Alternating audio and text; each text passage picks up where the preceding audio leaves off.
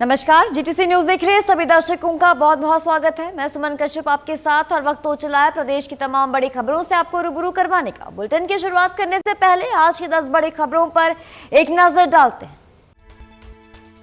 दिल्ली में एनडीए की बैठक में शामिल होने के लिए पहुंचे मुख्यमंत्री नायब सिंह सैनी। पीएम मोदी संग बैठक में हरियाणा के विकास कार्यों पर मंथन। एनडीए की बैठक से लेकर नीति आयोग तक सीएम सैनी का व्यस्त दौरा। दिल्ली दौरे पर सीएम सैनी विकास और राजनीति दोनों पर फोकस। रोहतक हादसे पर मुख्यमंत्री नायब सिंह सैनी ने दुख जताया। हादसे में मृतकों के परिवारों के प्रति व्यक्त किए अपनी संवेदनाएं। घायलों के शीघ्र स्वास्थ्य होने की कामना की। मृतकों के परिवारों को मुख्यमंत्री ने 10 लाख की अनुग्रह राशि और हादसे में घायल परिवारों को 2 लाख रुपए की वित्तीय सहायता की घोषणा की।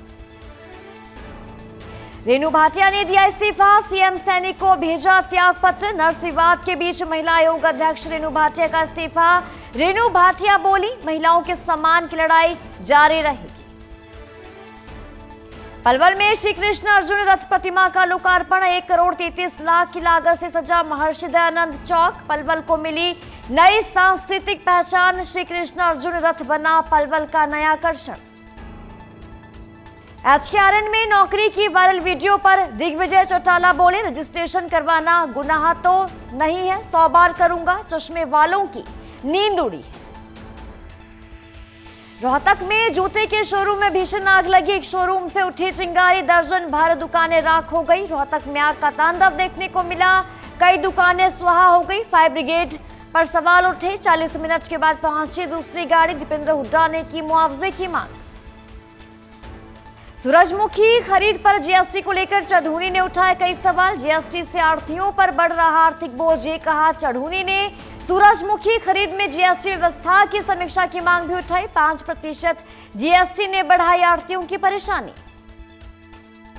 हरियाणा में कोटक बैंक की 109 शाखाएं सील हुई। बॉम्बे हाईकोर्ट में खुलासा, निगम के खाते पर लगाई रोक। 14 लाख ग्राहक परेशान। फरीदाबाद में सीवरेज टैंक हादसे पर आयोग सख्त हुआ। ठेकेदार होगा ब्लैकलिस्ट। 2 सफाई कर्मियों की मौत पर चेयरमैन पलाका का बड़ा एक्शन। सुरक्षा नियमों की अनदेखी पड़ी भारी। ठेकेदार पर कार्रवाई तय हुई। हरियाणा के 13 जिलों में लू का अलर्ट जारी हुआ। आंधी बारिश के बाद गर्मी बरकरार है। 45.9 डिग्री पर पहुंचा तापमान। कल से बदलेगा मौसम का मिजाज।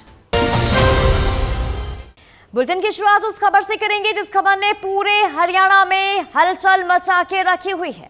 हरियाणा महिला आयोग के अध्यक्ष रेणु भाटिया ने अपने पद से इस्तीफा दे दिया है। रेणु भाटिया ने मुख्यमंत्री नायब सिंह सैनी को अपना इस्तीफा भेज दिया है। हालांकि उन्होंने इस्तीफा देने की वजह नहीं लिखी है। इस घटनाक्रम के पीछे बीते दिनों कुरुक्षेत्र के एलएनजेपी सरकारी अस्पताल में हुआ विवाद बताया जा रहा है, जहां की नर्सें लगातार रेणु भाटिया के इस्तीफे की मांग कर रही थी। तो रेणु भाटिया ने इस्तीफे में क्या कुछ लिखा, आपको ये बताते हैं। रेणु भाटिया ने मुख्यमंत्री नायब सिंह सैनी को संबोधित अपने इस्तीफे में ये लिखा, मैंने अपने पिछले लगभग 4.5 साल के कार्यकाल में अपनी निष्ठा और ईमानदारी से हरियाणा राज्य महिला आयोग के अध्यक्ष पद पर कार्य किया है। इसके लिए मैं पूर्व मुख्यमंत्री मनोहर लाल और वर्तमान मुख्यमंत्री नायब सिंह सैनी का आभार भी प्रकट करती हूँ। आगे लिखा है कि मैं आश्वस्त करती हूँ कि मैं महिलाओं के अधिकारों और सम्मान की लड़ाई सदैव लड़ती रहूंगी। भविष्य में मुझे किसी पद पर नियुक्त किया जाएगा तो मैं उसका निर्वाह पूरी निष्ठा और ईमानदारी के साथ करूंगी। मैं वर्तमान में इस पद से त्याग पत्र दे रही हूं। मेरा त्याग पत्र स्वीकार करने की कृपा करें। दरअसल बीते दिनों कुरुक्षेत्र में एलएनजेपी सरकारी अस्पताल में एक बच्ची के साथ गलत काम हुआ था। इसमें अस्पताल की डॉक्टर पर आरोप लगा था। पुलिस ने आरोपी डॉक्टर को गिरफ्तार भी कर लिया है। तो इस मामले में महिला आयोग हरियाणा के अध्यक्ष रेणु भाटिया बीते दिनों अस्पताल में पहुंची थी और उन्होंने वहां पर मौजूद नर्स को जमकर फटकार भी लगाई थी। हरियाणा राज्य महिला आयोग के अध्यक्ष रेणु भाटिया के इस्तीफे के बाद प्रदेश भर में चल रहा नर्सिंग स्टाफ का विरोध प्रदर्शन और धरना समाप्त हो चुका है। हरियाणा स्टाफ नर्स एसोसिएशन ने घोषणा की है कि उनकी प्रमुख मांग पूरी होने के बाद वे अपनी हड़ताल वापस ले रहे हैं और अब स्वास्थ्य सेवाएं सामान्य रूप से जारी रहेंगी। हालांकि जिस महिला स्टाफ नर्स को कुरुक्षेत्र के एलएनजेपी अस्पताल में निरीक्षण के दौरान रेणु भाटिया ने फटकार लगाई थी। उन्होंने इस मामले में अपनी नाराजगी जो है वो बरकरार रखी है। संबंधित स्टाफ नर्स अनीता ने मीडिया से बातचीत में कहा कि केवल इस्तीफा देना पर्याप्त कार्रवाई नहीं है। उनके अनुसार रेणु भाटिया ने अपनी टिप्पणी से न केवल उनकी बल्कि पूरे नर्सिंग कैडर का अपमान किया है, इसलिए उनके खिलाफ एफआईआर दर्ज की जानी चाहिए। जो हमारे मान सम्मान तो अभी भी वहीं अटका हुआ है। हमारे मान सम्मान को जो ठेस पहुंची है, जो हमारे चरित्र पर उंगली उठाई गई है कि हम डॉक्टर से हमारी इन्वॉल्वमेंट है, कि इस तरह से तो हमारा मान सम्मान तो अभी हमारा वहीं का वहीं है।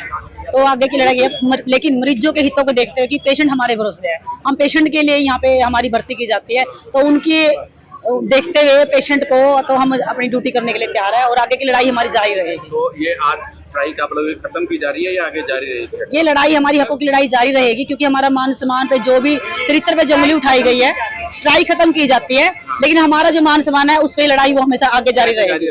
हरियाणा सरकार के युवा सशक्तिकरण और उद्यमिता, कानून और विधायी खेल राज्य मंत्री गौरव गौतम ने नगर परिषद पलवल के द्वारा लगभग 1 करोड़ 33 लाख रुपए की लागत से निर्मित भगवान श्री कृष्ण अर्जुन के रथ और शंख की प्रतिमा का लोकार्पण किया। इस प्रतिमाओं की स्थापना से विकसित महर्षि दयानंद चौक के सौंदर्यीकरण कार्य को मजबूती मिली है। उन्होंने कहा कि ये परियोजना न केवल शहर की सुंदरता में वृद्धि करेगी, बल्कि पलवल की सांस्कृतिक पहचान को भी नई ऊंचाइयों तक पहुंचाने का कार्य करेगी। इस दौरान उन्होंने पलवल की जनता का विशेष रूप से आभार भी जताया, जिनके आशीर्वाद से वे इस मुकाम पर पहुंचे हैं।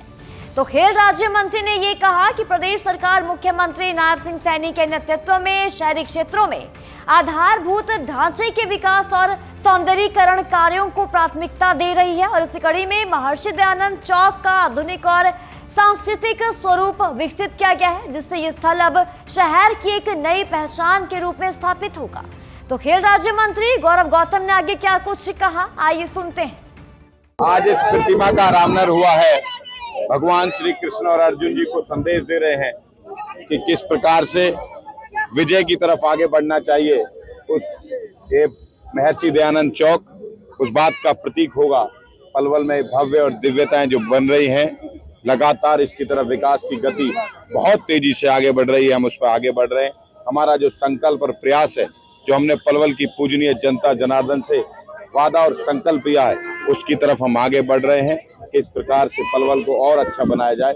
लगातार एक प्रतीक आज ये महर्षि दयानंद चौक उसका बनेगा, ये हमें पूरा भरोसा है। मुझे लगा 1 करोड़ 21 लाख रुपए की लागत से 1 करोड़ 33 लाख की लागत से ये महर्षि दयानंद चौक का सौंदर्यीकरण हुआ है।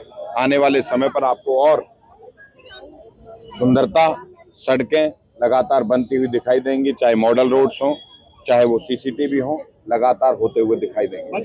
अगली खबर रोहतक से। रोहतक के डी पार्क में जूतों के शोरूम में एक भीषण आग लग गई और आग इतनी भयंकर थी कि देखते ही देखते कई दुकानों को अपनी चपेट में ले लिया। जूते के शोरूम में पहली गाड़ी पहुंची और उससे करीब 40 मिनट के बाद फायर ब्रिगेड की दूसरी गाड़ी पहुंची। लोगों का गुस्सा 7वें आसमान पर पहुंच गया था। प्रशासन ने 3 जिलों से फायर ब्रिगेड की गाड़ियां मंगवाई और आग पर काबू पाने की कोशिश की गई। जिला प्रशासन से लेकर पक्ष विपक्ष के नेताओं जो है उन्होंने वहां पर पहुंचे और उसके बाद कांग्रेस नेता भी पहुंचे। कांग्रेस ने तो मुआवजे की मांग भी की है। एक शोरूम में लगी आग से देखते ही देखते करीब दर्जन भर दुकानें आग की चपेट में आ गई और आग की लपटें जो है वो आसमान को छू रही थी। 3 जिलों से फायर ब्रिगेड की गाड़ियां मंगवाई गई और काफी ज्यादा अफरा तफरी का माहौल पैदा हो गया।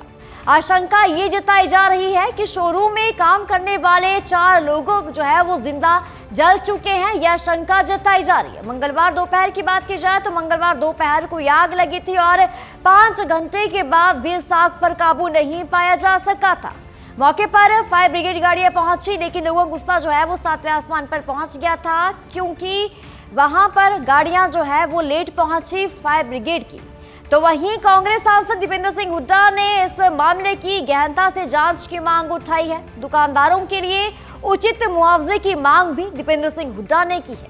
शोरूम में लगी आग देखते ही देखते विकराल रूप धारण कर लेती है और आसपास की दर्जन भर दुकानों में सब कुछ जलकर स्वाहा हो जाता है। आसपास के दुकानदार अपना सामान समेटने में लगे हुए थे। शोरूम में काम करने वाले कर्मचारी जो है वो गायब हो गए। परिजनों का रो रो कर बुरा हाल है। आशंका ये जताई जा रही है कि लगभग 4 लोग जिंदा जल गए हैं। हालांकि पूरा प्रशासन मौके पर पहुंचा, आग पर काबू पाने की पूरी कोशिश की गई।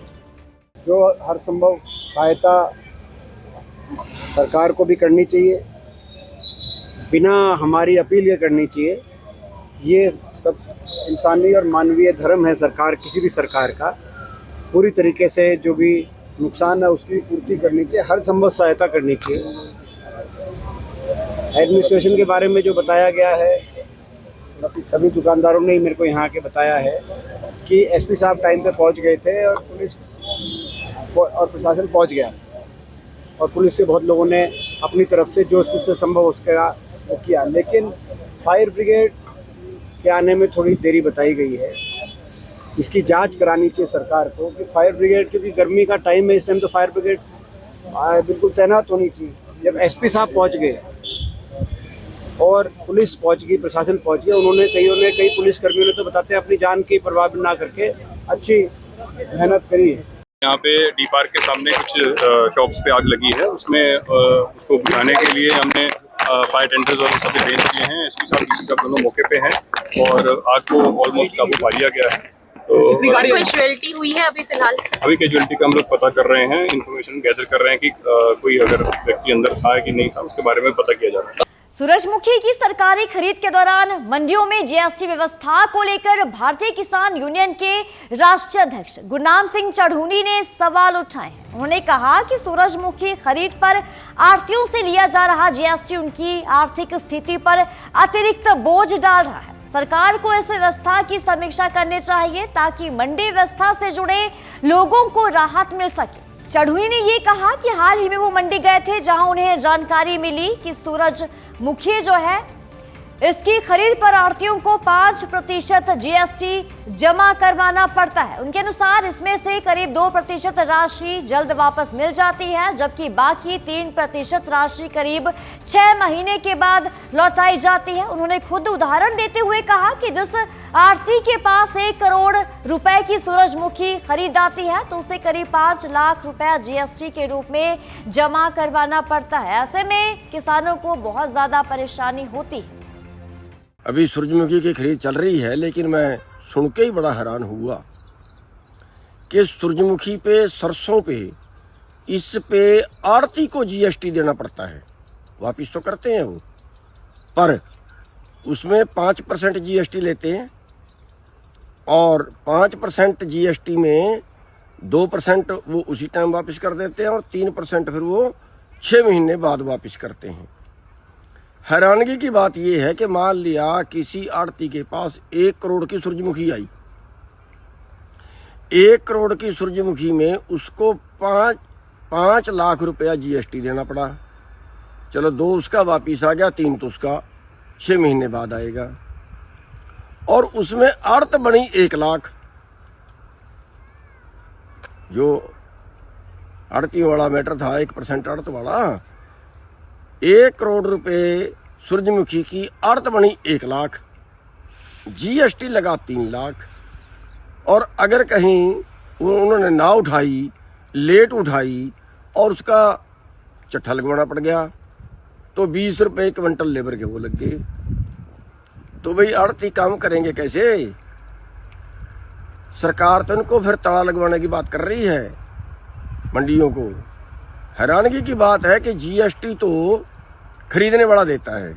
मान लिया हेफड़ खरीद रही है तो हेफड़ जीएसटी दे, सेंट्रल गवर्नमेंट खरीद रही है, सेंट्रल गवर्नमेंट जीएसटी दे।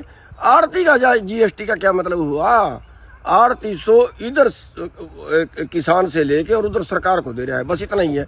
और उसके बदले उसको 1% मिलता है और वो 3% जीएसटी दे और वो उसके 6 महीने बाद मिले, आढ़त भी उसकी 6 महीने बाद मिले, उसका तो फिर पित्तल निकल गया। भी युवा अवस्था में हर इंसान अपने करियर और खुद पर ध्यान देता है, लेकिन कुछ लोग जो हैं वो समाज की बेहतरी के लिए अपनी जिंदगी को खपा देते हैं। एक ऐसी ही शख्सियत है चंडीगढ़ की पूजा बख्शी, जिन्होंने समाज में पीड़ित महिलाओं और बिखरते बचपन को देखा तो उनके लिए अपना जीवन समर्पित कर दिया। इस संकल्प में उनकी प्रेरणा बनी पूर्व IPS किरण बेदी।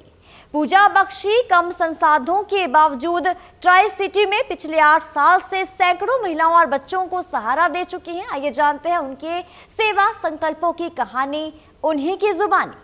दौड़ भाग भरी जिंदगी में जहां लोग अपने अपने काम में व्यस्त हैं या अपने स्वार्थ में व्यस्त हैं, वहीं कुछ लोग इस तरह के भी हैं जो महिलाओं के उत्थान के लिए या आत्मनिर्भर बनाने के लिए और वहीं बच्चों के बचपन को सुधारने के लिए काम कर रहे हैं। इसी तरह की एक शख्सियत पूजा बख्शी हमारे साथ हैं, बातचीत करेंगे। वो एक NGO चलाती हैं और अपना ज़्यादातर समय जो है महिलाओं और बच्चों की ज़िंदगी को संवारने में लगाती हैं। हमारे साथ हैं पूजा जी, आपका स्वागत है। और मेरा पहला ही सवाल यही है कि आप NGO चलाती हैं, क्या आपके NGO का नाम है और आपकी NGO क्या क्या काम करती है महिलाओं और बच्चों के लिए?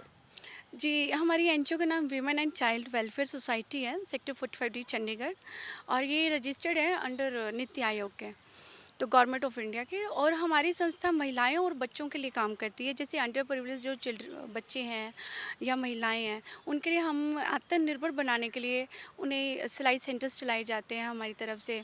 और अभी बच्चों के लिए भी हमारी तरफ से एजुकेशन सेंटर्स हैं, जैसे कि अभी कंप्यूटर सेंटर भी चलाया जाएगा आने वाले टाइम में। सेल्फ डिफेंस पे काम किया जाता है और बच्चों की इंग्लिश स्पीकिंग क्लासेस चलाई जाती हैं। और हमारी NGO चंडीगढ़ और पंजाब दोनों में काम करती है, दोनों जगह हमारे सेंटर्स चलाए जाते हैं। और जो कंस्ट्रक्शन साइट होती है जहाँ वो लेबर हैं, वो बेचारे लेबर जो सुबह से लेकर शाम तक अपना कंस्ट्रक्शन साइट पे काम करते हैं, तो मैंने देखा था कि उनके बहुत सारे बच्चे जो हैं वो स्कूल ही नहीं जाते, उनके एडमिशन ही नहीं होते हैं। तो उन बच्चों को एडमिशन करवाना, उनको पढ़ाना, उनको फ्री ऑफ एजुकेशन देना, तो इन सब के लिए हम काम करते हैं। तो मैं महिलाओं को कहूँगी कि आत्मनिर्भर बने, चाहे वो पढ़ी लिखी हैं चाहे वो अभी कम पढ़ी लिखी हैं, लेकिन आप आत्मनिर्भर बने, इंडिपेंडेंट बने, कि वुमेन शुड बी इंडिपेंडेंट। अगर आपको सोसाइटी में अपने सपने पूरे करने हैं तो आपका आत्मनिर्भर बनना बहुत ज़रूरी है। तो और एक बात मैं ये कहूँगी कि जो बच्चे हैं, बच्चों के लिए कहूँगी कि बच्चों को पढ़ें, अच्छे से पढ़ाई करें और नशे से दूर रहें, अपने संस्कारों से जुड़े रहें, अपनी जो भारतीय संस्कृति है उसके जुड़े रहें उस संस्कृति से। और महिलाओं को ये कहूँगी कि अपने परिवार के साथ लेकर अपने सपने पूरे करें, आत्मनिर्भर बने और इंडिपेंडेंट ज़रूर हों, पैसा ज़रूर कमाएं, क्योंकि इंडिपेंडेंट होंगी तभी वो अपना परिवार भी संभाल सकती हैं। किसी भी आगे जाके किसी भी समय उनको अगर कभी कोई ज़रूरत पड़ती है तो उनका इंडिपेंडेंट होना बहुत ज़रूरी है, ताकि उनको किसी और के आगे हाथ ना फैलाने पड़े। तो मैं ये कहूँगी कि इंडिपेंडेंट ज़रूर बने। शुक्रिया। तो पूजा बख्शी थे, NGO चलाती हैं पिछले 8 सालों से, जैसा इन्होंने जिक्र किया कि 8 सालों से NGO चला रही हैं। और एक छोटी सी उम्र में, जहां एक उम्र के पड़ाव के बाद ज़्यादातर लोग NGO से जुड़ते हैं, तो एक छोटी सी उम्र में इन्होंने जो है NGO की शुरुआत की और किरण बेदी से प्रभावित हैं। किरण बेदी को अपना आइडल मानते हुए इस तरफ कदम बढ़ाया। अब देखना ये होगा कि कितने बच्चों को और अपने साथ ये जोड़ सकती हैं और कितने महिलाओं को आत्मनिर्भर बनाती हुई नजर आएंगी। मैं अभिषेक तक्षक, कैमरामैन धनंजय शर्मा के साथ, GTC न्यूज़ चंडीगढ़। बढ़ते अपराध पर अंकुश लगाने और पुलिस व्यवस्था की हकीकत जानने के लिए पुलिस अधीक्षक भूपेंद्र सिंह देर रात सड़कों पर उतर आए। शहर और समालेखा क्षेत्र में विभिन्न स्थानों पर लगे नाकाबंदी का निरीक्षण करते हुए पुलिस अधिकारियों और जवानों की कार्य प्रणाली की जांच भी की। व्यवस्थाओं में खामियां मिलने पर उन्होंने संबंधित थाना प्रभारी को जमकर फटकार लगाई, नाकाबंदी को और प्रभावी बनाने के निर्देश भी जारी किए।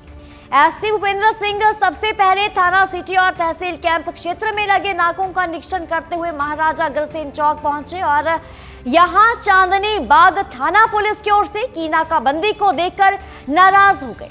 बैरिकेड्स और सुरक्षा व्यवस्था को पर्याप्त बताते हुए उन्होंने थाना प्रभारी इंस्पेक्टर संदीप कुमार को जमकर फटकार लगाई। SP ने कहा कि इस प्रकार की नाकाबंदी से अपराधियों पर प्रभावी नियंत्रण नहीं किया जा सकता है। जो रात्रि के जो नाके हमारे होते हैं, सीलिंग प्लान के तहत भी कुछ नाके हैं और कुछ आज एडिशनल नाके लगवाए थे, ताकि क्राइम को प्रिवेंशन के नज़रिए से कि क्राइम को प्रिवेंट किया जा सके।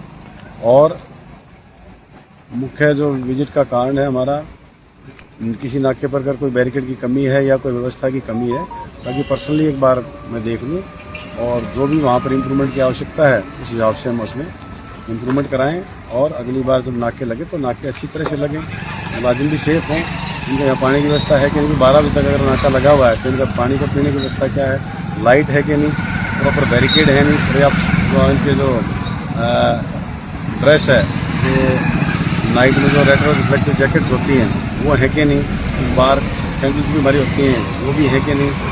तो इस व्यवस्था को सारी को चेक करने के लिए आज ये स्पेशल हमने अभियान चलाया था, तो उसी में हम संभाल का आज चेकिंग में हैं। फरीदाबाद में एक सीवरेज ट्रीटमेंट प्लांट में सफाई के दौरान दम घुटने से 2 ममेरे भाइयों की मौत के मामले में हरियाणा सफाई कर्मचारी आयोग ने कड़ा रुख अपनाया है। आयोग के चेयरमैन ईश्वर सिंह पलाका ने घटना पर गहरा दुख व्यक्त करते हुए दोषी ठेकेदार के खिलाफ सख्त कार्रवाई के निर्देश भी जारी किए। उन्होंने कहा कि सुरक्षा उपकरणों के बिना कर्मचारियों को सीवरेज टैंक में उतारना सुप्रीम कोर्ट के निर्देशों की गंभीर उल्लंघना है। आयोग इस मामले में संबंधित ठेकेदार को ब्लैकलिस्ट करने की प्रक्रिया जो है वो शुरू करेगा। हरियाणा सफाई कर्मचारी आयोग के चेयरमैन ईश्वर सिंह पलाका ने यह भी कहा कि सीवरेज टैंक में बिना सुरक्षा उपकरणों के कर्मचारियों को उतारना पूरे तरीके से गैर कानूनी और लापरवाही पूर्ण कार्य है। उन्होंने कहा कि राज्य के सभी नगर निगमों और नगर पालिकाओं को पत्र जारी करें, ठेकेदारों को सुरक्षा नियमों की सख्ती से पालना सुनिश्चित करने के निर्देश भी दिए जाएंगे। ऐसी जो घटनाएं हैं वो दुखद है हमारे लिए, पर जिस भी ठेकेदार ने लापरवाही किया और उन लोगों को बिना सुरक्षा उपकरण के नीचे टैंक में भेजा और जिसकी भी लापरवाही उनके खिलाफ आयोग की तरफ से कड़ी कार्रवाई की जाएगी। जबकि हमारे माननीय सुप्रीम कोर्ट की भी डायरेक्शन है कि बिना सुरक्षा उपकरणों के कोई भी सफाई कर्मचारी नीचे सीवरेज टैंक में नहीं जाएगा और जिन लोगों की भी इसमें लापरवाही है कमीशन उनके खिलाफ कड़ा संज्ञान लेगा ताकि सफाई कर्मचारियों के हित सुरक्षित रखें। दायित्वी कमीशन की तरफ से सभी ठेकेदारों को सभी नगर निगम में और सभी नगर पालिका में हम कमीशन की तरफ से लेटर जारी करेंगे ताकि ऐसे कभी भी घटना ना घटे। जो सरकार के नियम अनुसार उन परिवारों की हर संभव हम मदद करेंगे और जो भी होगा उन परिवारों के लिए आर्थिक सहायता सरकार की तरफ से जरूर देने का काम करेंगे। अगली खबर सिरसा से। सिरसा में कुछ युवकों के द्वारा एक युवक की चाकुओं से गोदकर निर्ममता से हत्या करने का मामला सामने है। मामला प्रेम प्रसंग से जुड़ा हुआ बताया जा रहा है। हमलावरों के हमले से संदीप नामक युवक गंभीर रूप से घायल हो गया, जिसने सरकारी अस्पताल में दम तोड़ दिया। उसको वहां पर भर्ती करवाया गया, लेकिन उसकी सांसें वहीं पर थम गई। फिलहाल पुलिस ने शव का पोस्टमार्टम करवाकर शव को परिजनों को सौंप दिया है और पुलिस जो है वो गंभीरता से इस मामले की जांच में जुटी हुई है। युवक की मौत से पहले की वीडियो जिसमें युवक गंभीर रूप से घायल दिखाई दे रहा है। युवक की वीडियो सोशल मीडिया पर वायरल हो रही है, जिसमें घायल युवक घटना की जानकारी दे रहा है। फिलहाल पुलिस ने मृतक के परिजनों के बयान के आधार पर आरोपियों के खिलाफ विभिन्न धाराओं के तहत मामला दर्ज कर दिया है, जांच शुरू कर दी है। इस मामले को लेकर सिरसा पुलिस भी गंभीर नहीं दिखाई दी। जब मीडिया कर्मियों ने सिरसा शहर थाना प्रभारी बलराज सिंह से घटना की जानकारी हासिल करनी चाहिए तो इंस्पेक्टर बलराज सिंह का गैर जिम्मेदार रवैया देखने को मिला। मीडिया कर्मी युवक की हत्या को लेकर इंस्पेक्टर से सवाल करते रहे और इंस्पेक्टर साहब सवालों से बच रहे थे। ये संजय कॉलोनी एकता नगर का रहने वाला लड़का, अपने पढ़ा लिखा लड़का है, अपनी जॉब करता था, प्राइवेट जॉब।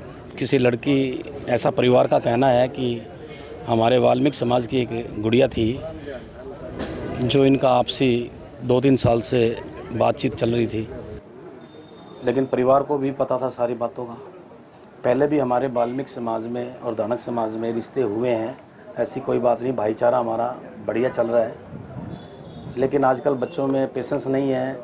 इस बच्चे को दुर्गा मंदिर चौक के पास बुलाया और वहाँ चाकुओं से गोदकर इसकी हत्या कर दी गई।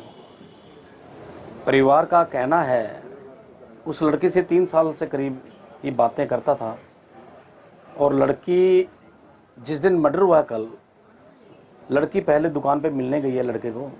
उसके बाद लड़के ने अपने फादर से बताया कि भी मेरा जिससे रिश्ता होने वाला है वो लड़का आज मेरे से मिलने आएगा, ऐसा उसके फादर ने बताया। लड़के के फादर ने 2 लड़के आए, एक तो लड़की का ब्रदर है, दूसरा चाचे का लड़का है, दोनों भाई हैं। एक मेला ग्राउंड से है, एक वाल्मीकि चौक से है। वो दोनों दुर्गा मंदिर चौक के पास पहुंचे, एक आगे से एक पीछे से, उन्होंने चाकू मारने शुरू कर दिए। सुबह 6 बजे उसने दम तोड़ दिया। वाल्मीकि समाज के जो बुद्धिजीवी लोग हैं, हमारा भाईचारा है, समाज के लोगों से मैं अपील करूंगा कि इसे सामाजिक लड़ाई ना बनाई जाए। जो दोषी हैं उनके खिलाफ कार्रवाई की जाए, उन बच्चों को पुलिस के हवाले किया जाए, ताकि समाज में एक अच्छा मैसेज जाए कि धानक वाल्मीकि समाज का कोई विवाद नहीं है, ये एक बच्चों की लड़ाई थी, जिसने गलती की है उसको सजा मिले। इस बुलेटिन में इतना ही। खबरों की ज्यादा अपडेट के लिए आप बने रहिए GTC न्यूज के साथ।